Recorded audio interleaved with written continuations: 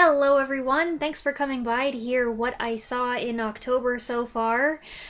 It's really hard for me not to say what else I saw that I didn't already tell you about. It's gonna take me the whole month to get used to not saying that, and then by the time that I'm used to it, it's gonna be over! Well, here's your first batch of spooky mini-reviews, as promised. Movie number 1 is a viewer recommendation, 1990's Frankenstein Unbound, a unique twist on Frankenstein that's injected with time travel. It stars John Hurt as a scientist from the future who's pulled into a time slip and dropped in Geneva, 1817, just in time to meet Raoul Julia's Dr. Victor Frankenstein. Fact and fiction blend together as Hurt's Dr. Buchanan gets roped into helping Frankenstein make a mate for his vengeful creature, while also crossing paths with Byron, Shelley, and Shelley's young fiancée, Mary Godwin. This is a Roger Corman movie, the first he had directed in many years, and probably his last time as director, and it's okay. There were parts of it I liked. It's a cool premise. The lead actors are strong. Raoul Julia's interpretation of Frankenstein is cynical and quietly deranged. He's not without charisma, but he's got a subtle, dangerous quality, so he's more a villain than an anti-hero here. And John Hurt carries the film, the absolute sincerity of his performance helping make the story more plausible. I thought Nick Brimble's monster was good too. The creature design is simple, but still repulsive and fantastically ugly, and in general, the creature-creator dynamic struck me as being very faithful to Mary Shelley's original novel, more so than some other adaptations. At times, I was very impressed, especially in the first part. However, the middle section was bland, and I disliked pretty much everything having to do with Byron, Shelley, and Mary Godwin. There's a free love thing going on there that they kind of emphasize in a big way, and it doesn't line up with my knowledge of her biography, anything that I've ever read about what happened when they all went away together, and what's-his-face, Polidori, he's left out of the equation completely here, and I never heard anything about Mary Godwin being passed from Byron to Shelley. They say multiple times here that she was Byron's mistress, and now she's with Shelley, but they're all just very cozy living there together. I never heard that. Everybody knew who Byron's mistresses were. I've never liked Byron. I'm not really a big Shelley fan, so this whole dynamic, having them in the movie, really didn't excite me at all. And the stuff that they did with Mary Shelley, it was just, this is an adaptation of a 70s novel by Brian Aldiss, who I guess was quite keen on Mary Shelley, and when Dr. Buchanan fanboys over these people, it feels like fanfiction, and it becomes obvious self-insert fanfiction when the character hooks up with a very eager Mary, and that whole thing struck me as unnecessary, absurd, a little demeaning, and quite frankly, kinda gross. The film also lacks a strong finish. My mom and I found it confusing. It might have helped if we had a bit more information. This is a nicer production than your average Corman film. Being a period piece, it has a certain lushness, and Carl Davis wrote an attractive score, though the music doesn't always fit the imagery. In general, you can tell there was more money put into this, but you can still see Corman's frugality on display in the simplicity of some of the sets, costumes, and so on. It's got moderate gore, most of it quick but bombastic, severed limbs squirting blood, a guy's heart yanked out of his chest, that kind of thing. There are definitely some choices I didn't like, but there are a couple things that were done quite well, so it's an entertaining take on the old Frankenstein tale. Movie number 2 is a viewer recommendation, 1940's The Ghost Breakers, a horror comedy that stars Bob Hope and Paulette Goddard at the center of a mystery involving a spooky old mansion, murderous threats, sketchy foreigners, ghosts, and zombies in Havana, Cuba. I wasn't sure how I'd feel about this one.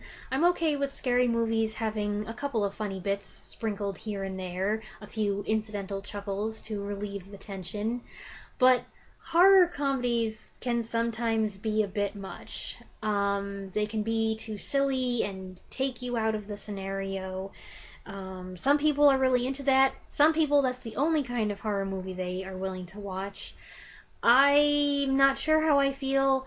I do know that my mom, in general, is not a fan of horror comedies, but I rather enjoyed this. The cast gels nicely. This was a reunion for Hope and Goddard, who scored well with audiences the previous year in the remake of The Cat and the Canary. The humor is easygoing and feels natural most of the time. I was actually very familiar with one particular joke that I didn't know would show up here, but the comedy never overshadows the story, letting the plot and its thrills and chills maintain the primary position. It's not a complex narrative, but it keeps the mystery going. This isn't just a loosely assembled vehicle for more jokes. It's got a solid opening and build-up, and while things do slow down in the second half, the change in pace aligns with the change in location and atmosphere. It's also got a good supporting cast that includes Richard Carlson, Paul Lucas, Anthony Quinn, Noble Johnson, and Willie Best.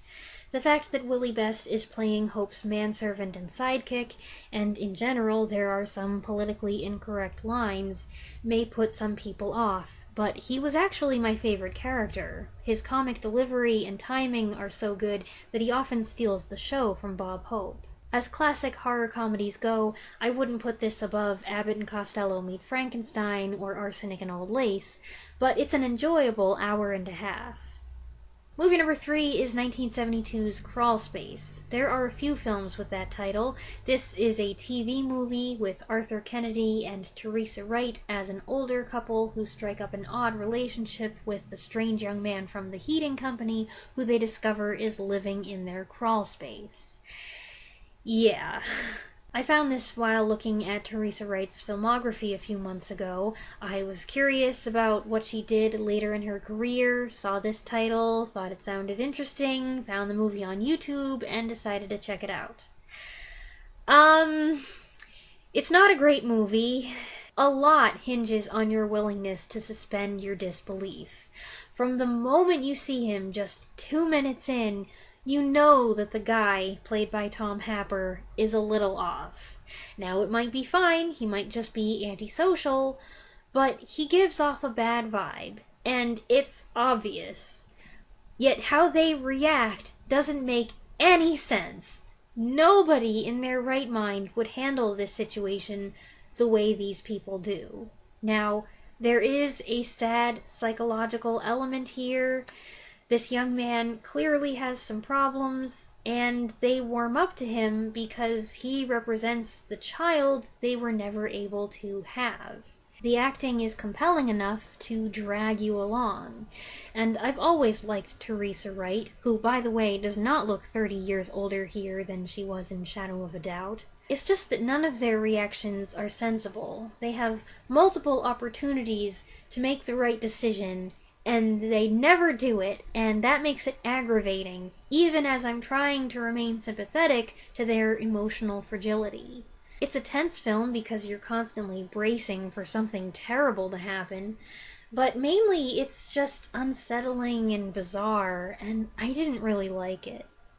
Movie number 4 is a rewatch, 1979's Alien, director Ridley Scott's groundbreaking science fiction horror film in which the earthbound towing vessel the Nostromo is redirected to investigate a signal coming from an unknown planet, LV-426. While there, the crew picks up a hostile life form. The last time I saw Alien was January 2017, and I talked about it in my very first What Else I Saw video. But I've always been embarrassed about that review because I hardly talked about the movie. Yes, the mini-reviews were shorter back then, but this was just ridiculous. So here's my chance to remedy that. Alien is a terrifying film, especially the first time you see it. It's got an ominous approach, and its slow pace puts you on edge before anything has even happened. Even the title reveal manages to be creepy, backed by Jerry Goldsmith's eerie, haunting score, which is excellent, by the way. I listened to the soundtrack while writing this. The small cast is star-studded, but it's relative newcomer Sigourney Weaver who gradually emerges as the main character, a late change to Dan O'Bannon's script making Ripley a woman instead of a man, thereby paving the way for Ellen Ripley to become a cultural icon and one of the greatest and most popular heroines ever put on screen. Meanwhile, her nemesis, the Xenomorph, as it came to be known, is one of the scariest movie monsters ever created, an alien unlike any that had come before. The film does a great job building up to it, with the strange planet, the decaying space jockey, the eggs, the facehugger parasite, all setting up the debut of this perfect life form inspired by the unearthly artwork of H.R. Giger. Xenomorphs are horrifying creatures, but even I will admit that they're fascinating in their design. That's something that you will appreciate if you can stand to look at them long enough, which I can't do. And that's why I never include images or clips of them in any of my videos. The alien doesn't actually get a lot of screen time. The less is more principle is expertly applied. You see enough to freak you out, but not enough to allow you to get used to it. I was a little bit bolder this time when it came to looking at the screen during the scary parts, but I still had a pillow at the ready in front of me for pretty much the whole second half, and I was so tense. My muscles were literally shaking, and it doesn't matter that I'd seen the movie before. The key word with this film, I'd say, is dread. Whether we're talking about that infamous, deceptively benign Last Supper, hello again, John Hurt, or the suspenseful scene in the air ducts, or the one with Harry Dean Stanton, which feels like an eternity. Alien generated a lot of buzz and controversy when it was released because it was so violent and shocking.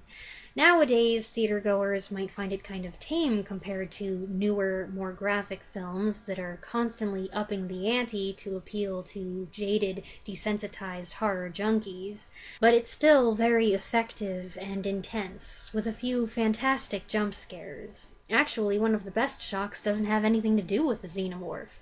I won't spoil it for anyone, but there's an ingenious twist in the second half that's like the cherry on top.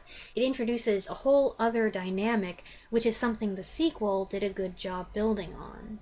Speaking of, I decided to try something I've never done before, an Aliens double feature.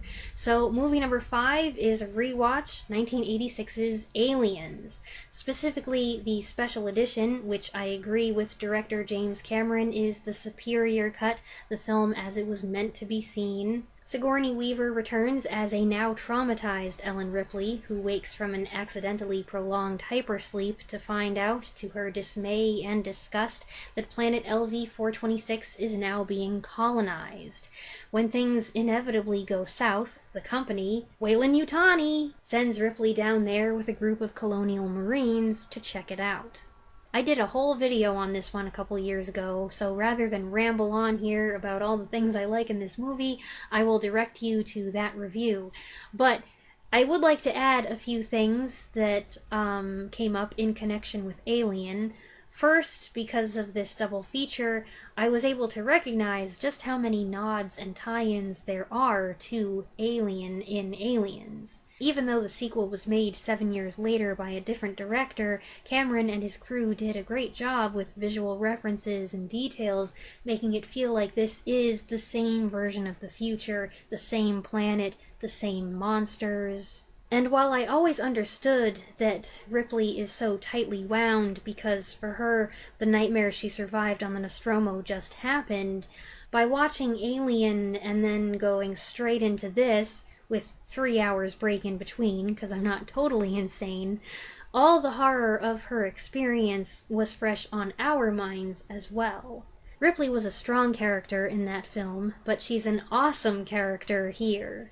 It's not that she's unlikable or unrelatable in Alien, but there's so much more to her in this. In general, I love the way certain characters and relationships are developed or altered over the course of the film. It's been said many times before, I think I've said it myself, Alien is a horror movie, Aliens is an action movie. I would clarify that Alien is a horror movie with some action, and Aliens is an action movie with plenty of horror. It might not scare you, but it scares me, and in my book, that's all it takes for something to be classified as a scary movie. These are two different films that belong to two different genres, and they're the creme de la creme of their respective genres. So it's superfluous to argue over which one is a better film. They're both excellent, they have different things to offer. One has a great Jerry Goldsmith score, one has a great James Horner score. They both have amazing visuals and effects, they both have terrifying and incredibly creative monsters. I was armed with the pillow for this one as well, but it wasn't as intense because I knew better where the scary parts were that I would want to look away for. I did keep my eyes on the screen this time for the entirety of the first Sublevel 3 sequence, and most of the red air ducts scene. I did chicken out when we got to the Queen, but for me, I think I did pretty well. I was so overstimulated by the end of this double feature though. We finished Aliens at 11 or 11:30, and then I did a whole bunch of other stuff, but I didn't end up falling asleep until 4:30. Amazingly, I did not have any xenomorph nightmares. It's shocking because I've had quite a few of those in my life. But I did not sleep well. Having now seen Alien 3 times and Aliens 5 times, I can definitively say that I prefer Aliens. I just get more enjoyment out of it, I have greater fondness for its story and characters and individual sequences, there are more quotable lines, and I love the journey, and I don't think I'm the only one who finds certain parts extremely satisfying. Movie number 6 is a viewer recommendation, 1959's Curse of the Undead, a combination Western and vampire movie where a mysterious gunslinger arrives in town as a strange illness that targets young women plagues the community, leading to an outbreak of hostility and violence. I've been looking forward to watching this one for months. A vampire in a Western setting is such a novel and crazy idea that I just had to see it, and this is exactly the kind of genre melding thing that I have talked about wanting to see. The film works surprisingly well. From what I can make out, it has some nice photography and ambiance. It is selective with its vampire lore, keeping the rules fairly simple rather than throwing every predictable cliché in there. This isn't just a Dracula retelling in the Wild West. It does look like a lower budget production. It's not big on effects or fancy sets, and while the cast features some familiar character actors, they're not big stars. But its modesty didn't hold it back when it came to developing the story, and I like that though certain roles seem archetypal at first, they're not cookie cutter. Sometimes it was doing such a thorough job of being a Western that I forgot there was a vampire on the loose. But other times, it was quintessentially a vampire flick. So I think it did a fair job keeping the two sides balanced out. There were a couple things I came away wondering about, contradictions or minor plot holes, but that didn't take away from my enjoyment of the film, which is a refreshing take on an old monster. And movie number 7 is 1957's The 27th Day. That's a lot of sevens. Gene Barry stars in this science fiction film as one of 5 representatives of the human race who are abducted by an alien from a dying planet. And that's all the detail I'm going to give, because if I say more, it'll be complicated, and I think it's better the less you know. This isn't a fancy movie, but it's well done, and up to a certain point, I thought it was great. It has a strong opening as a tall, shadowy figure approaches each individual. The alien has a mild, genteel voice voice that's pleasant and reassuring, but then he puts them in this terrible position that makes you wonder if his outward benevolence is disguising a more sinister nature. This is more of a drama than your average 50s sci-fi film, focusing on how the characters respond to the pressure of the burden that is placed upon them. Where it lost me was the ending. The resolution is a convenient, last-minute workaround that's supposed to make everything work out for the best. But if you think about it at all, you realize how subjective it is, and that it's actually an awful solution. I'm not saying it completely wrecked the movie for me. I still think it's a decent film and it's worth watching. It's just got a disappointing conclusion after such a promising setup. And that's the first round of mini-reviews for October. I made a good dent in my list, but there are still plenty of movies to go. I hope you enjoyed this video. As always, you can find a list of the films I talked about and how I watched them in the description. Let me know your thoughts on any of these films in the comments below, and I'll be back next week. Thanks for watching.